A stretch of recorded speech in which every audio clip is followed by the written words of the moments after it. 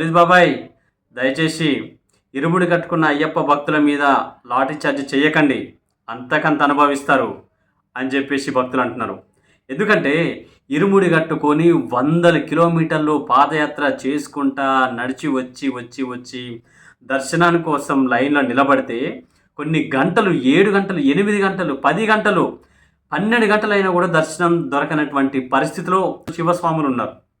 ఎంత దారుణమైనటువంటి సిచ్యువేషన్ చూడండి. కనీసం దాహంతో ఉన్నటువంటి శివస్వాములకు గంగాజలం లేదు, అట్లీస్ట్ టాయిలెట్స్ పోవడానికి కూడా ఎలాంటి సౌకర్యాలు లేవు. గంటలు గంటలు నిలబడి నిలబడి నిలబడి ఓపిక నశించిపోతుంది. కొంతమంది అయితే బారికేట్లను కూడా గట్టిగా నెట్టుకొని మరి బారికేట్ల మించి దూకి అవతలికి వెళ్ళి దర్శనానికి పోవాల్సిన పరిస్థితి. వేల మంది భక్తులు పోటెత్తి వచ్చారు. మరి ఏంటి, ఎలాంటి సదుపాయాలు లేక ఎంత ఇబ్బంది పడుతున్నారు. కొన్ని గంటలు ఏమన్నంటే విఐపి దర్శనాలు జరుగుతున్నాయి, దయచేసి ఆగండి, విఐపి దర్శనాలు జరుగుతున్నాయి, కొన్ని గంటల నుంచి ఇదే చెప్తున్నారంట. మరి అంత విఐపి దర్శనాలు జరిగేటువంటి పరిస్థితి ఉంటే అట్లీస్ట్ ఒక హాఫ్ డే బిఫోర్ అన్నా, ఒక 5 hours బిఫోర్ అన్నా భక్తులకు ఇంటిమేషన్ ఇవ్వాలి కదా. విఐపి దర్శనాలు జరుగుతున్నాయి, దయచేసి ఈ లోపు ఏమన్నా మీ కార్యక్రమాలు ఉంటే ముగించుకొని రండి, ఈ టైంకి దర్శనానికి రండి, క్యూలో నిలబడండి అని చెప్పాలి కదా. మినిమం అనౌన్స్మెంట్ అనేది చేయాలి, అది లేదు. పైగా ఇరుముడి కట్టుకున్నటువంటి శివభక్తుల మీదనే పోలీసు వాళ్ళు లాఠీ చార్జ్ చేశారు. ఏంటండి ఈ ఘోరము? ఇంత దారుణమైన సిచ్యువేషనా, ఇంత భయంకరమైన సిచ్యువేషనా? చిన్నపిల్లలు, చిన్న స్వాములు ఉన్నారు, పెద్దవాళ్ళు ఉన్నారు, ఈవెన్ బయట లేడీస్, వృద్ధులు, ఎంతమంది సౌకర్యాలు లేక ఇబ్బంది పడుతున్నారు తెలుసా. భక్తుల కోపాలకి అడ్డుకట్టలు తెగిపోయినాయి.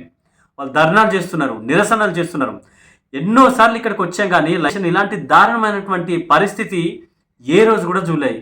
ఇదంతా కేవలం ఒక దేవాలయ అధికారులదే నిర్లక్ష్యం అని చెప్పేసి బల్ల గుద్దినట్టు చెప్తున్నారు. మంది శివస్వాముల ఇబ్బంది పెట్టకండి, అధికారులరా ఇప్పటికైనా అలర్ట్ కాండి. ఎందుకంటే వాళ్ళ పరిస్థితి, వాళ్ళు ఎక్కడెక్కడి నుంచో ట్రావెల్ చేసుకుని మరీ వచ్చారు. సో భక్తులారా, బయట వందలు vehicles parking, traffic jam, junction jam అయిపోతుంది. ఎందుకంటే శివరాత్రి ఉత్సవాలు జరుగుతున్నాయి కాబట్టి, మహాశివరాత్రి వేళ బ్రహ్మోత్సవాల సందర్భంలో ఇంత వేల మంది జనాలు వస్తారని తెలుసు కదా. అలాంటప్పుడు ఎన్ని జాగ్రత్తలు, ఎన్ని భద్రతా చర్యలు, ఎన్ని సౌకర్యాలు ఏర్పాటు చేయాలి. ఇదంతా ఒక దేవాదాయ అధికారుల యొక్క నిర్లక్ష్యంగానే చెప్పుకోవచ్చు.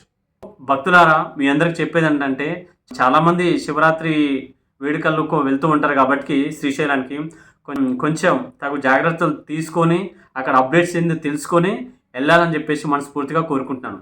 Anyway, thank you so much వింటున్న లిజనర్స్ అందరికీ. ఇలాంటి అప్డేట్స్ మీకోసం మరొక వాయిస్తో మీ ముందుకు రాబోతున్నా. అందరికి సెలవు, నమస్తే, హర హర మహాదేవ, శంభో శంకర.